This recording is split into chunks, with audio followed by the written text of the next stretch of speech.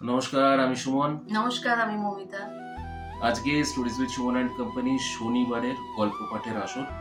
আর আজকের দিনটা খুবই বিশেষ, সবিশেষ দিন। আজকে 22শে শ্রাবণ। তো আমরা অলরেডি 22শে শ্রাবণ স্পেশাল একটা পর্ব করেছি। 22শে শ্রাবণ স্পেশাল না, রবি ঠাকুর স্পেশাল পর্ব। কারণ রবি ঠাকুরকে একটি দিন দিয়ে তো আমরা বিচার করতে পারি না। তার রবির খালি উদয়, এই রবির খালি উদয় হয়েছিল, এই রবির তো অস্তগামী এই রবি নয়। তো আমরা অলরেডি বুধবারে একটা এপিসোড করেছি, অন্তহীন রবি কিরণ। আপনারা প্লিজ বুধবারের এপিসোডটা চেক আউট করবেন, আমাদের চ্যানেলে রয়েছে, আমরা লিংক দিয়ে দেবো এই গল্পের পর্বের সঙ্গেও। আপনারা প্লিজ চেক আউট করবেন। আর আজকে আমরা কি নিয়ে আসছি? আজকে আমরা রবীন্দ্রনাথ ঠাকুরেরই লেখা ডিটেকটিভ এই গল্পটা নিয়ে আমাদের পর্বটা শুরু করছি। গল্পের নাম কিন্তু ডিটেকটিভ। রবীন্দ্রনাথ ঠাকুরের ডিটেকটিভ মানে গল্পের নাম ডিটেকটিভ।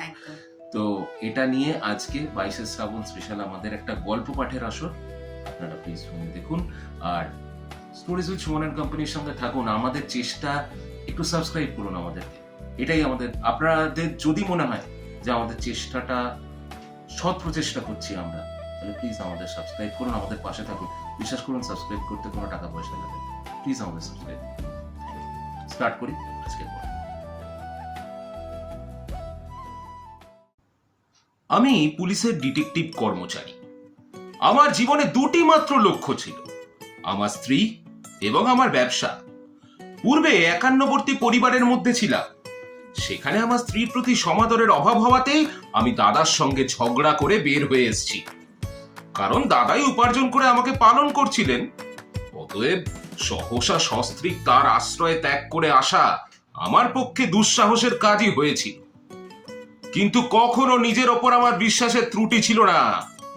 আমি নিশ্চয়ই জানতাম, যেমন সুন্দরী স্ত্রীকে বশ করেছি, তেমনি বিমুখ অদৃষ্ট লক্ষ্মীকেও বশ করতে পারব।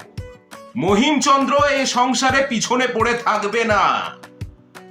তো যেমন বাবা, পুলিশ বিভাগে সামান্যভাবে প্রবেশ করেছিলাম। অবশেষে ডিটেকটিভ পদে উত্তীর্ণ হতে বেশি বিলম্ব কিন্তু হলো না।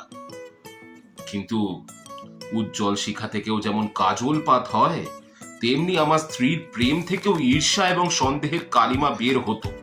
সেটাতে আমার কাজের কিছু ব্যাঘাত করত, কারণ পুলিশের কাজে স্থান অস্থান, কাল অকাল এগুলো বিচার করলে চলে না। বরঞ্চ স্থানের থেকে অস্থান, কালের থেকে অকালটার চর্চাই অধিক করে করতে হয়। তাতে করে আমার স্ত্রীর স্বভাব সিদ্ধ সন্দেহ যেন আরো দুর্নিবার হয়ে উঠত।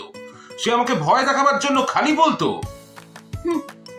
তুমি এমন যখন তখন যেখানে সেখানে যাপন করো, কালে ভদ্রে আমার সঙ্গে দেখাই হয় না।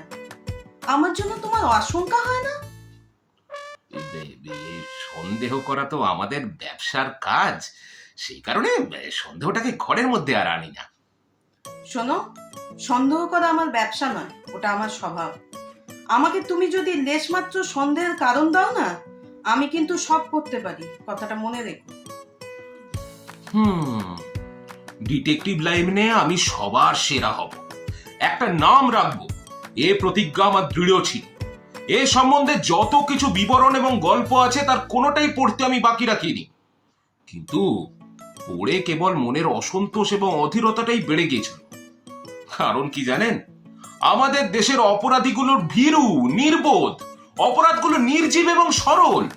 তার মধ্যে না আছে দুরূহতা, না আছে দুর্গমতা। আমাদের দেশের খুনি নর রক্তপাতের উৎকট উত্তেজনা কোনো মতেই নিজের মধ্যে সংবরণ করতে পারে না। জালিয়াত যে জাল বিস্তার করে, তাতে অনতি বিলম্বে নিজেই আপাদমস্তক জড়িয়ে পড়ে। অপরাধ বুহ থেকে নির্গমনের কূট কৌশল সে কিচ্ছু জানে না। এমন নির্জীব দেশে ডিটেকটিভের কাজেও সুখ নেই, গৌরবও নেই। এই তো বড় বাজারের মারোয়ারি জুয়াচোরকে অনায়াসে গ্রেপ্তার করে কতবার মনে মনে বলেছি জানেন, ওরে অপরাধী কুলো কলঙ্ক, পরে সর্বনাশ করা গুণী ওস্তাদ লোকের কর্ম রে, তোর মতো আনাড়ি নির্বোধের সাধু তপস্বী হওয়া উচিত ছিল। খুনিকে ধরে তার প্রতি কতবার সমতক্তি করেছি। গভর্নমেন্টের সমুন্নত ফাঁসি কাট কি তোদের মতো গৌরববিহীন প্রাণীদের জন্য হয়েছিল?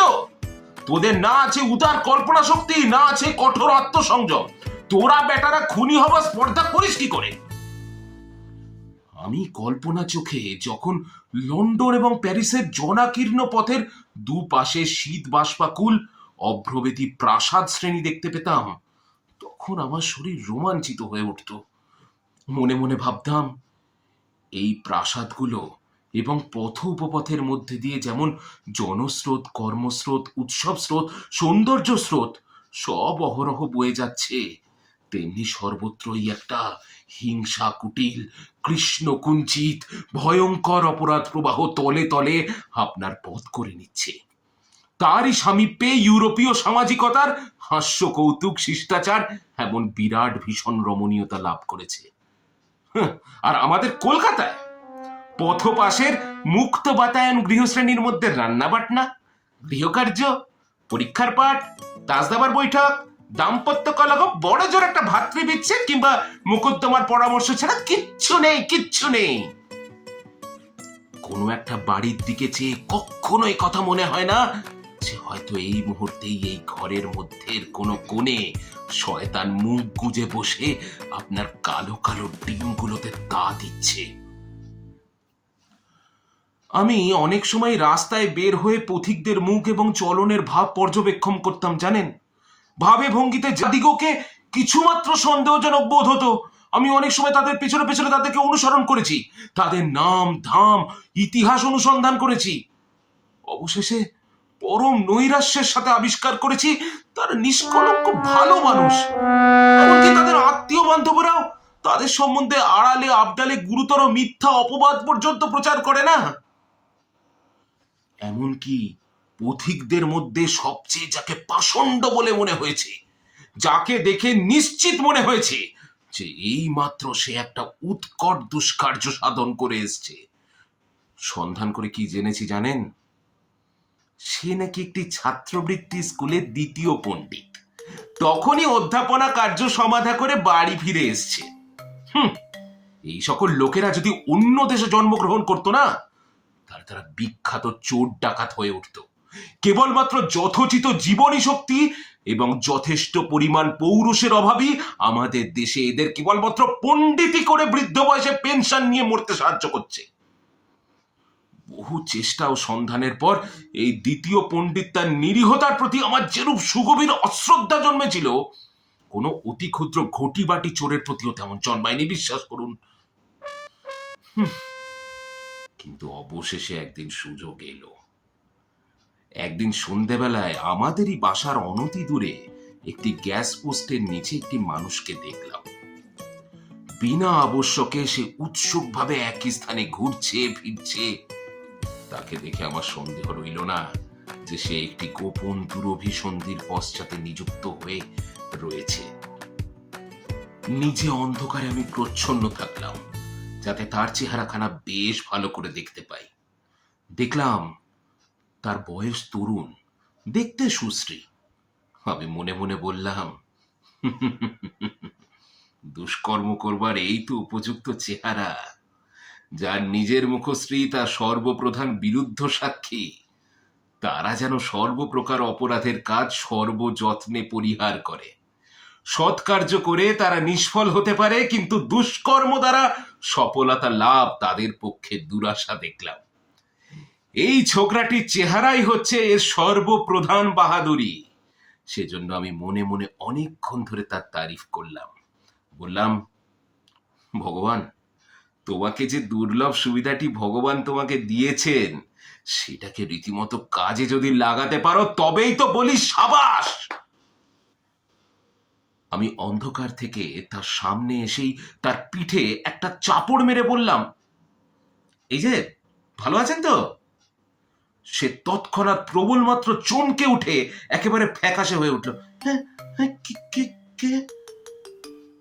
আমি তৎক্ষণাৎ বললাম, এই মাফ করবেন, হ্যাঁ, ভুল হয়েছে, হঠাৎ আপনাকে অন্য লোক ভেবে ফেলেছিলাম, কিছু মনে করবেন না। কিন্তু মনে মনে বললাম, কিছু মাত্র ভুল করিনি, যা ঠাউরে ছিলাম তাই তো বটে। কিন্তু এতটা অধিক চমকে কেন উঠলো সেইটা আমার ঠিক ভালো লাগলো না। নিজের শরীরের প্রতি তার আরো দখল থাকা উচিত ছিল, কিন্তু শ্রেষ্ঠতার সম্পূর্ণ আদর্শ অপরাধ শ্রেণীর মধ্যেও কিন্তু বিরল। চোরকেও সেরা চোর করে তুলতে প্রকৃতি অকৃপণতা প্রায় করে থাকে। অন্তরালে এসে দেখলাম সে ত্রস্তভাবে গ্যাস পোস্ট ছেড়ে চলে গেল। তার পেছনে পেছনে গেলাম।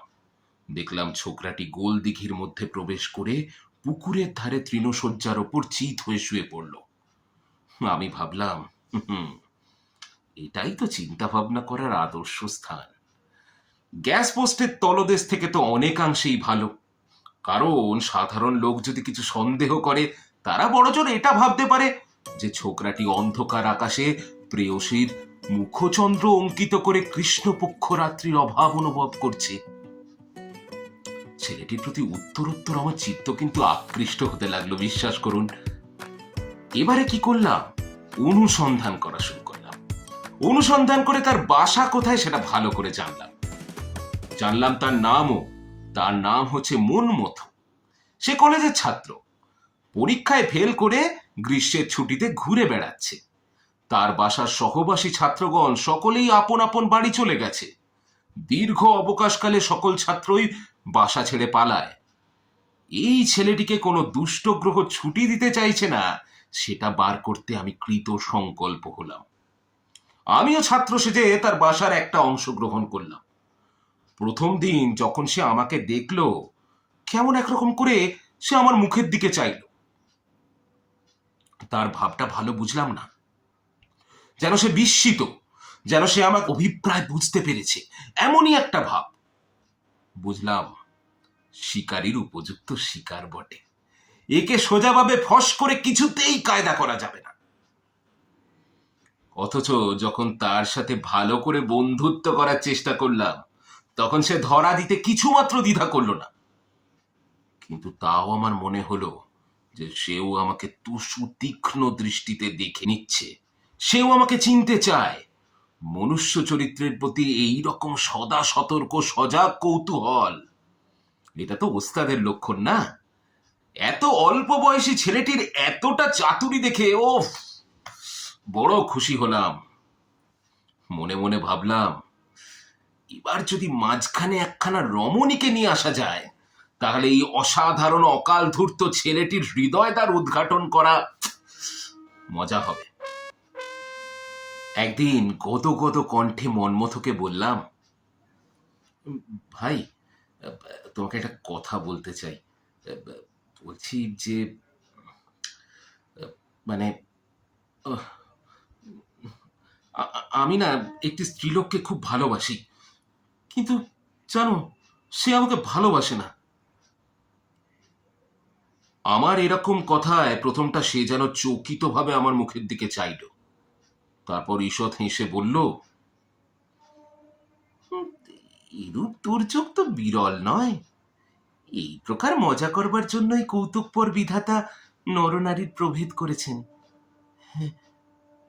আমি বললাম, ভাই, তোমার পরামর্শ এবং সাহায্য চাই কিন্তু আমার। শেষ তৎক্ষণাৎ বলল, হ্যাঁ, অবশ্যই করব, অবশ্যই করব।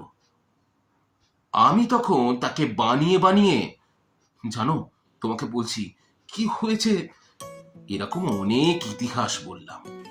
সে সাগ্র হয়ে কৌতূহলে সমস্ত কথা শুনল, কিন্তু অধিক কথা বলল না।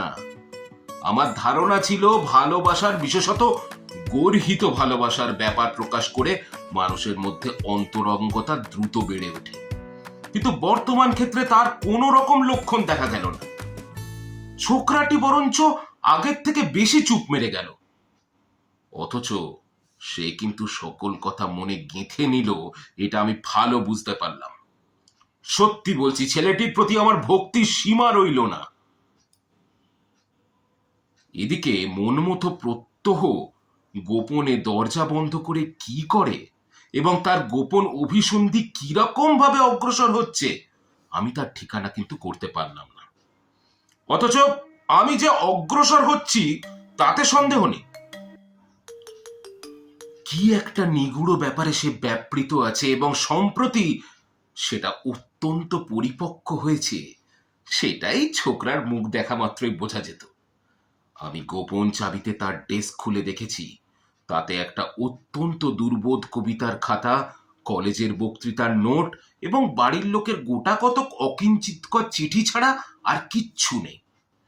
কেবল বাড়ির চিঠি থেকে এই প্রমাণ হয়েছে যে সে বাড়ি ফেরবার জন্য আত্মীয় স্বজন বারংবার তাকে চিঠি দিয়ে প্রবল অনুরোধ করছে, তথাপি সে বাড়ি না যাবার একটি সঙ্গত কারণ দেখাচ্ছে। কিন্তু সেটা যদি ন্যায়সঙ্গত হতো তাহলে নিশ্চিত কথায় এতদিনে ফাঁস হয়ে যেত। কিন্তু সম্পূর্ণ এটার বিপরীত সম্ভাবনাই রয়েছে, কারণ ছোকরাটির গতিবিধি ও ইতিহাস আমার এমন নিরতিশয় ঔৎসুক্যজনক মনে হয়েছে যে অসামাজিক মনুষ্য সম্প্রদায় পাতাল তলে সম্পূর্ণ আত্মগোপন করে এই বৃহৎ মনুষ্য সমাজকে সর্বদাই নিচের দিক থেকে দুলিয়ে রাখছে। এই বালকটি সেই বিশ্বব্যাপী বহু পুরাতন বৃহৎ জাতির একটি অঙ্গ। এ সামান্য একজন স্কুলের ছাত্র নয়, এ জগৎ বক্ষ বিহারিণী সর্বনাশিনীর এক প্রলয় সহচর। আধুনিক কালের চশমা পরা নিরীহ বাঙালি ছাত্রের বেশে কলেজের পাঠ অধ্যয়ন করছে। নিপুণ্ডধারী কাপালিকের বেশে এর ভৈরবতা আমার নিকট আরো ভৈরবতর হতো না, কারণ আমি একে ভক্তি করতাম না। এবারে আমি একটা মোক্ষম চাল চাললাম। অবশেষে সশরীরে রমণীর অবতারণা করতেই হলো। পুলিশের বেতনভোগী হরিমতি আমার সহায় হলো। মনমথকে জানালাম, ভাই এই এই তোমাকে এই হরিমতির কথাই বলেছিলাম। এই হরিমতি প্রেমে আমি পড়েছি। তা তুই বিশ্বাস করো, একে আমি খুব ভালোবাসি। এইসব বলে টোলে আমি কিছুদিন গোলদিঘির ধারে মনমথর পার্শ্বচর হয়ে আবার গগনে কেন সুধাংশু উদয় রে কবিতাটি বারংবার আবৃত্তি করিলাম, এবং হরিমতিও কতটা অন্তরের সাথে কতটা লীলা সহকারে জানালো তার চিত্ত সে নাকি মনমথকে সমর্পণ করেছে। কিন্তু আশানুরূপ ফল হওয়া তো দূরের কথা, মনমথ শুধু নির্লিপ্ত অবিচলিত কৌতূহলের সাথে খালি সবকিছু পর্যবেক্ষণই করে যেতে লাগলো। এমন সময় একদিন মধ্যাহ্নে তার ঘরের মেঝেতে একখানি চিঠির গুটি কতক ছিন্নাংশ কুড়িয়ে পেলাম। সেগুলোকে সঙ্গে সঙ্গে জোড়া লাগালাম। অসম্পূর্ণ বাক্যটুকুকে আদায় করে জানলাম যে সেটা লেখা রয়েছে, আজ সন্ধে 7টার সময় গোপনে তোমার বাসায়। ব্যাস, অনেক খুঁজে আর কিচ্ছু বের করতে পারলাম না। কিন্তু আমার অন্তঃকরণ পুলকিত হয়ে উঠল। মাটির মধ্য থেকে কোনো বিলুপ্ত বংশ প্রাচীন প্রাণীর একখণ্ড হাড় পেলে যেমন প্রত্নজীব তত্ত্ববিদের কল্পনা মহানন্দ হয়ে ওঠে, আমারও ঠিক তেমন অবস্থা হলো। আমি খালি জানতাম আজ রাত্রি 10টার সময় আমাদের বাসায় হরিমতির আবির্ভাব হবার কথা আছে। ইতিমধ্যে সন্ধে 7টার সময় ব্যাপারখানা কি? ছেলেটির যেমন সাহস তেমনি তীক্ষ্ণ বুদ্ধি। যদি কোনো গোপন অপরাধের কাজ করতে হয় না, তবে ঘরে যেদিন কোনো একটা বিশেষ হাঙ্গামা, সেই দিন সেই কাজটা করা ভালো। প্রথমত প্রধান ব্যাপার মানে রাত 10টার সময় হরিমতির আগমনের দিকে সকলের দৃষ্টি আকৃষ্ট থাকবে। অতএব দ্বিতীয়ত, সেদিন অন্য কোনো বিশেষ সমাগম আছে, সেদিন কেউ ইচ্ছাপূর্বক কোনো গোপন ব্যাপারের অনুষ্ঠান করবে, এটা কেউ মনেই করবে না। হঠাৎ আমার সন্দেহ হলো, আমার সহিত এই নতুন বন্ধুত্ব এবং হরিমতির সাথে এই প্রেমাভিনয় একেও মন মতো আপন কার্যসিদ্ধির উপায় করে নিয়েছে। সেই জন্যই তো আপনাকে ধরাও দেয় না, আবার আপনাকে ছাড়িয়েও নেয় না। আমরা তাকে তার গোপন কাজ থেকে আড়াল করে রেখেছি, সকলেই মনে করছে যে সে আমাদেরকে নিয়ে ব্যাপৃত রয়েছে। সেও কিন্তু আমাদের মন থেকে সেই ভ্রমটা দূর করতে চায় না। একবার তর্কগুলো আপনারা ভেবে দেখুন। যে বিদেশি ছাত্র ছুটির সময় আত্মীয় স্বজনের অনুনয় বিনয় উপেক্ষা করে শূন্য বাসায় একলা পড়ে থাকে, নির্জন স্থানে তার বিশেষ প্রয়োজন আছে, এই বিষয়ে কারো সংশয় থাকতে পারে না। অথচ আমি তার বাসায় এসে তার নির্জনতা ভেঙে দিলাম এবং একটি রমণীর অবতারণা করলাম এবং নতুন উপদ্রব তৈরি করলাম। এতেও সে বিরক্ত হয় না, বাসাও ছাড়ে না, আমাদের সঙ্গ থেকে দূরেও থাকে না। অথচ হরিমতি কিংবা আমার প্রতি তার তিল মাত্র আসক্তি জন্মায়নি, এটা একদম সত্যি কথা। এমনকি তার অসতর্ক অবস্থায় বারংবার আমি লক্ষ্য করে দেখেছি আমাদের প্রতি, মানে আমার আর হরিমতির প্রতি তার একটা আন্তরিক ঘৃণা কিন্তু ভেতরে ভেতরে প্রবল হয়ে উঠছে। এর একমাত্র তাৎপর্য কি দাঁড়ালো? দাঁড়ালো এটাই যে সজনতার সাফাইটুকু রক্ষা করে নির্জনতার সুবিধাটুকু ভোগ করতে হলে আমার মতো নবপরিচিত লোককে সামনে রাখাই সর্বাপেক্ষা সদুপায়। এবং কোনো বিষয়ে একান্ত মনে লিপ্ত হবার পক্ষে রমণীর মতো এত সহজ ছুতো কি আর কিছু আছে? ইতিপূর্বে মনমথর আচরণ যেরূপ নিরর্থক ও সন্দেহজনক ছিল, আমাদের আগমনের পর তা সম্পূর্ণ লোপ পেল। কিন্তু এতটা দূরের কথা মুহূর্তের মধ্যে বিচার করে দেখতে পারে এত বড় মতলবী লোক যে আমাদের বাংলাদেশে জন্মগ্রহণ করেছে, এটা চিন্তা করি আমার হৃদয় উৎসাহে পূর্ণ হয়ে উঠল, বিশ্বাস করুন। মন মতো যদি কিছু মনে না করতো বা যদি না জানতো না, তাহলে আমি না ওকে জাপটে ধরতাম বুকে। যাই হোক, সেদিন মনমতোর সঙ্গে দেখা হওয়া মাত্রই তাকে বললাম, ভাই, এই আজকে ভাবছি তোমাকে সন্ধে 7টার সময় হোটেলে খাওয়াতে নিয়ে যাব। আমার এই কথাটা শুনে সে একটু চমকে উঠল, সঙ্গে সঙ্গে আত্মসংবরণ করে বলল, আচ্ছা, তবে ভাই আজকে আমাকে একটু মাফ করো, আমার পাকযন্ত্রের অবস্থা না আজকে বড়ই শোচনীয়, পেটটা বড়ই খারাপ হয়েছে, বুঝলে। হোটেলের খাবার কথায় মন মতো সব সময় উৎসাহী, বলা যেতে পারে অত্যুৎসাহী। কোনো দিন হোটেলের খানায় তার কোনো অনভিরুচি দেখিনি, কিন্তু আজ তার ইন্দ্রিয় নিশ্চয়ই নিতান্ত দুরূহ অবস্থায় উপনীত হয়েছে। আমি মনে মনে খুব আনন্দ পেলাম। সেদিন সন্ধ্যার পূর্বভাগে আমার বাসায় থাকার কথা ছিল না। আমি সেদিন গায়ে পড়ে নানা কথা বলে বিকেলের দিকে কিছুতেই আর উঠবার গা করছিলাম না। মন মতো কিন্তু মনে মনে অস্থির হয়ে উঠতে লাগলো। আমার সকল মতের সঙ্গেই সে সম্পূর্ণ মত প্রকাশ করতে লাগলো, কোনো তর্কের কিছু মাত্র প্রতিবাদ করলো না। অবশেষে ঘড়ির দিকে দৃষ্টিপাত করে ব্যাকুল চিত্রে উঠে দাঁড়িয়ে বলল, ভাই, তুমি হরিমতিকে আজ আনতে যাবে না? আমি সচকিতভাবে বললাম, এ বাবা, হ্যাঁ হ্যাঁ হ্যাঁ, একদম ভুলে গিয়েছিলাম গো। আচ্ছা শোনো, তুমি না আহারাদি প্রস্তুত করে রাখো, আমি ঠিক 10:30 রাত্রে হরিমতিকে এখানে এনে উপস্থিত করব। এই বলে আমি চলে গেলাম। আনন্দের নেশা আমার সর্বশরীরে রক্তের মধ্যে সঞ্চারিত হতে লাগলো। সন্ধে 7টার প্রতি মন মতো যে প্রকার ঔৎসুক্য দেখলাম, আমার ঔৎসুক্য তদাপেক্ষা অল্প ছিল না, কিন্তু আমার অত্যন্ত আনন্দ হচ্ছিল।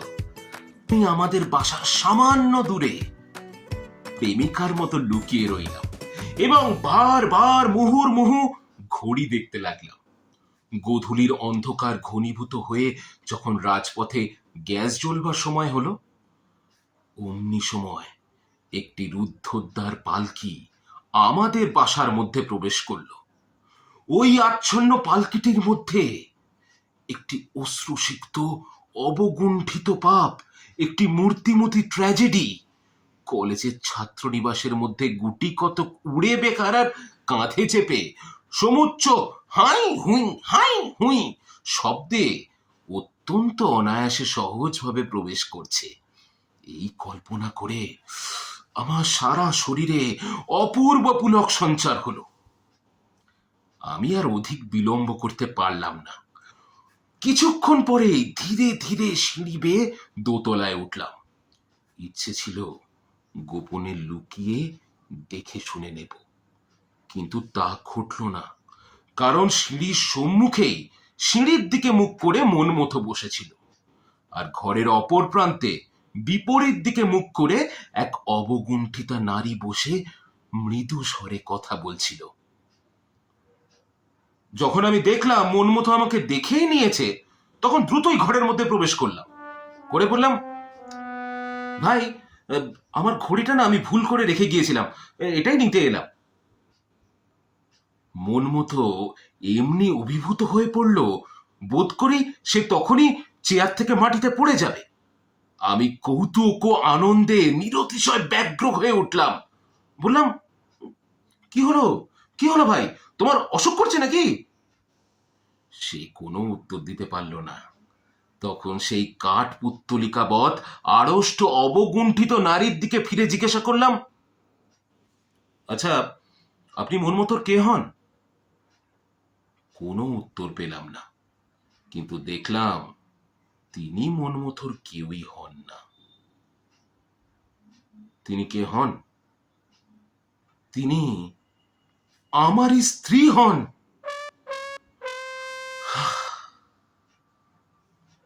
তারপর কি হলো তা সকলে জানেন। এই আমার ডিটেকটিভ পদের প্রথম চোর ধরা, বুঝলেন? মহিমচন্দ্রের গল্প শুনে আমি কিছুক্ষণ পর ডিটেকটিভ মহিমচন্দ্রকে এবার জিজ্ঞাসা করলাম, আচ্ছা মহিম, মনমতোর সাথে তোমার স্ত্রীর সম্বন্ধ সমাজ বিরুদ্ধ তো নাও হতে পারে, তাই না?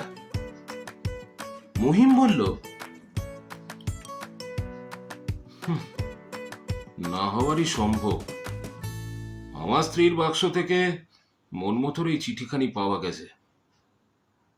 বলে একটা চিঠি আমার হাতে দিল। সেখানা নিম্নে প্রকাশিত হল। সুচরিতা সু, হতভাগ্য মনমথোর কথা তুমি বোধ করি এতদিনে ভুলে গিয়েছ। বাল্যকালে যখন কাজী বাড়ির মাতুলালয়ে যেতাম, তখন সর্বদাই সেখান থেকে তোমাদের বাড়ি গিয়ে তোমার সাথে অনেক খেলা করেছি। আমাদের সে খেলাঘর এবং সে খেলার সম্পর্ক আজ ভেঙে গেছে। তুমি জানো কিনা বলতে পারি না, একসময় ধৈর্যের ভাত ভেঙে এবং লজ্জার মাথা খেয়ে তোমার সাথে আমার বিয়ের সম্বন্ধেও চেষ্টা করেছিলাম, কিন্তু আমাদের বয়স প্রায় এক বলে উভয় পক্ষের কর্তারাই কোনো ক্রমে রাজি হননি। তারপর তোমার বিবাহ হয়ে গেলে 4-5 বছর তোমার আর কোনো সন্ধান পাইনি। আজ 5 মাস হলো তোমার স্বামী কলকাতা পুলিশের কাজ নিয়ে শহরে বদলি হয়েছেন। এই খবরটা পেয়ে আমি তোমার বাসা সন্ধান করতে বের হয়েছি এবং বেরও করেছি। তোমার সাথে সাক্ষাতের দুরাশা আমার নেই এবং অন্তর্যামী জানেন তোমার গার্হস্থ্য সুখের মধ্যে উপদ্রবের মতো প্রবেশ করবার দুরভিসন্ধিও আমি রাখি না। সন্ধ্যের সময় তোমাদের বাসার সামনে যে গ্যাস পোস্টের আলো, তার তলায় আমি সূর্যপাশকের মতো দাঁড়িয়ে থাকি। তুমি ঠিক 7:30টার সময় একটি প্রজ্বলিত কেরোসিন ল্যাম্প নিয়ে প্রত্যহ নিয়মিত তোমাদের দোতলার দক্ষিণ দিকের ঘরের কাঁচের জানলার সামনে দাঁড়াও। সেই সময় মুহূর্তকালের জন্য, শুধু মুহূর্তকালের জন্য তোমার দীপলোকিত প্রতিমাখানি আমার দৃষ্টিপথে উদ্ভাসিত হয়ে ওঠে। তোমার সম্বন্ধে আমার এই একটি মাত্র অপরাধ। ইতিমধ্যে ঘটনাক্রমে তোমার স্বামীর সাথে আমার আলাপ এবং ক্রমে ঘনিষ্ঠতাও হয়েছে। তার চরিত্র যেরূপ দেখলাম, তাতে বুঝতে বাকি নেই যে তোমার জীবন সুখের নয়। তোমার প্রতি আমার কোন রকম সামাজিক অধিকার নেই, কিন্তু যে বিধাতা তোমার দুঃখকে আমার দুঃখে পরিণত করেছেন, তিনি সে দুঃখ মোচনের চেষ্টা বা ভার আমার উপরে স্থাপন করেছেন, জানো। অতএব আমার স্পর্ধা মাপ করে যদি যদি শুক্রবার সন্ধ্যেবেলায় ঠিক 7টার সময় গোপনে পালকি করে একবার মাত্র 20 মিনিটের জন্য আমার বাসায় আসো, তাহলে আমি তোমাকে তোমার স্বামী সম্পর্কে কতগুলো গোপন কথা বলতে চাই। দেখো, যদি বিশ্বাস না করো অথবা যদি সহ্য করতেও না পারো, তবে সেই ব্যাপারে আমি প্রমাণও দেখাতে পারি। সেই সঙ্গে কতগুলো পরামর্শ দিতেও ইচ্ছা করি। আমি ভগবানকে অন্তরে রেখে আশা করছি যে সেই পরামর্শ মতো চললে তুমি একদিন সুখী হতে পারবে। আর একটা কথা, আমার উদ্দেশ্য সম্পূর্ণ নিঃস্বার্থ নয়। ক্ষণকালের জন্য তোমাকে সামনে দেখব, তোমার কথা শুনবো, তোমার চরণতল স্পর্শে আমার ঘরখানিকে চিরকালের মতো সুখ স্বপ্ন মণ্ডিত করে তুলব, এই আকাঙ্ক্ষাও আমার অন্তরে আছে। যদি আমাকে বিশ্বাস না করো, যদি এই সুখ থেকেও আমাকে বঞ্চিত করতে চাও, তবে সেই কথাও আমাকে লিখে দিও কিন্তু। হ্যাঁ, আমি সেটারও উত্তর পত্রযোগেই তোমাকে সকল কথা জানাবো।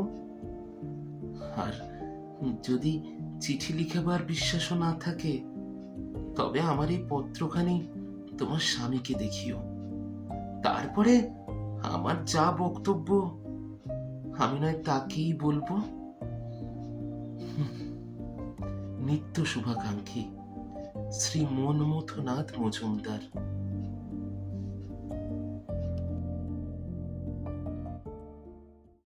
শেষ হলো আমাদের আজকের নিবেদন। আজকে রবীন্দ্রনাথ ঠাকুরের একটি গল্প ডিটেকটিভ আমরা পাঠ করলাম। রবীন্দ্রনাথ ঠাকুরের প্রয়াণ দিবসে আজকে 22শে শ্রাবণ আমাদের এই সপ্তাহটা stories with Suman and company Rabindranath ঠাকুরকে উৎসর্গ করে তার প্রয়াণ দিবসে আমরা গত বুধবার দিনকে অন্তহীন রবিকিরণ একটি পর্ব গেছি, যেটা রবীন্দ্রনাথ ঠাকুরের জীবন স্মৃতি বইয়ের উপর বেস করে আমরা একটা পর্ব করেছি। সেখানে রবীন্দ্রনাথ ঠাকুরের জীবনে কিছু কিছু ঘটনা বহুলতা আমরা সেখানে আলোচনা করেছি, যেটা রবি ঠাকুর নিজেই লিখে গেছেন। তো আপনারা প্লিজ ওই এপিসোডটা অবশ্যই দেখবেন এবং আমাদেরকে ফিডব্যাক জানাবেন। একদম। আর আজকে রবীন্দ্রনাথ ঠাকুরের একটি গল্প ডিটেকটিভ, তারই লেখা। নতুন করে তার গল্প নিয়ে কিছু বলার মতো ধৃষ্টতা আমাদের নেই। আপনারা শুনবেন, কেমন লাগলো অবশ্যই আমাদেরকে কমেন্ট করে জানাবেন। টিল দেন, আমি মৌমিতা, আমি সুমন, আমরা আপনাদের কাছ থেকে বিদায় নিচ্ছি। পরের সপ্তাহে নতুন কোনো গল্প নিয়ে প্রত্যেক শনিবারের মতো শনিবার এবং বুধবার দিনকে নতুন কোনো পর্বে অবশ্যই আমরা ফিরে আসবো। ততক্ষণের জন্য ভালো থাকবেন, সুস্থ থাকবেন, রবি ঠাকুরে থাকবেন। Thank you.